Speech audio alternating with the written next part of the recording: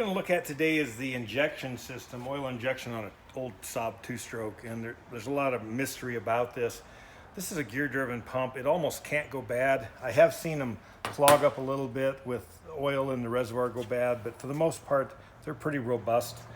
There's a little plunger and spring in here. So this plunger goes in, and I don't know if you can see, there's a little brass ring on here, and that brass piece actually will touch the ground whenever there's not pressure. And this pump just slowly pulses oil, and as it pulses oil, it does this.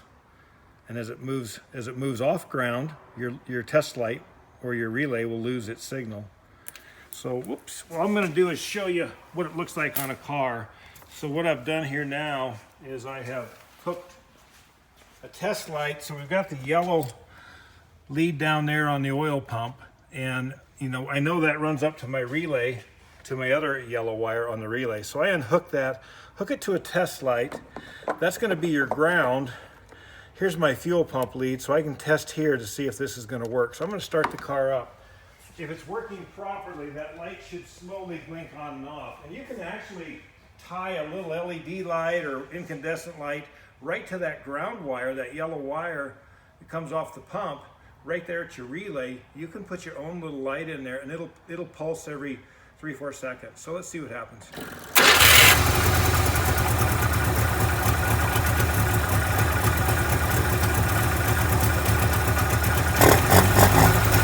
So I'm going to touch it here, and we should.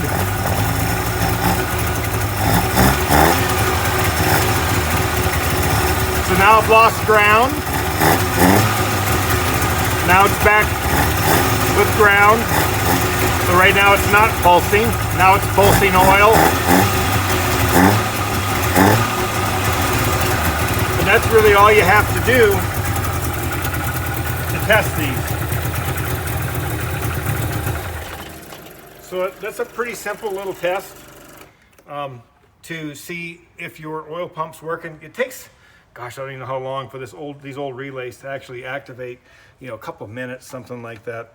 So some of the cars that I drive a lot, I'll just hook a test lead, a little test light you can buy at any parts store, a little LED light. Again, your yellow's your ground, supply of power to it, and put it switch so it only runs when your ignition switch is on.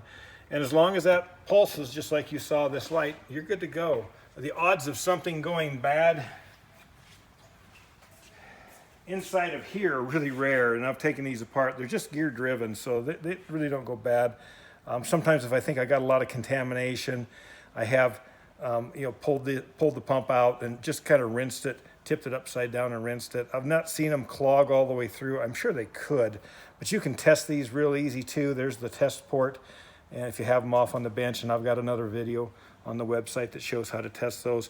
And all 7 ports will pulse or pop at once. And you can just hold your finger over it, and it'll actually push your finger off. So they're pretty robust system. I don't think I've ever seen a pump actually go bad. I've seen some oil be bad. This sending unit goes bad a lot. It breaks. That little tab breaks off, and you've got to try to reattach that to plastic, which is a bit of a pain in the butt. But anyway, that's a way to keep this. Happens to be on a Sonnet, but that's a way to check your Monte Carlos and your GT oil pump and keep your pumping oil. So this is Tom Downey from Sturgis, South Dakota, signing off.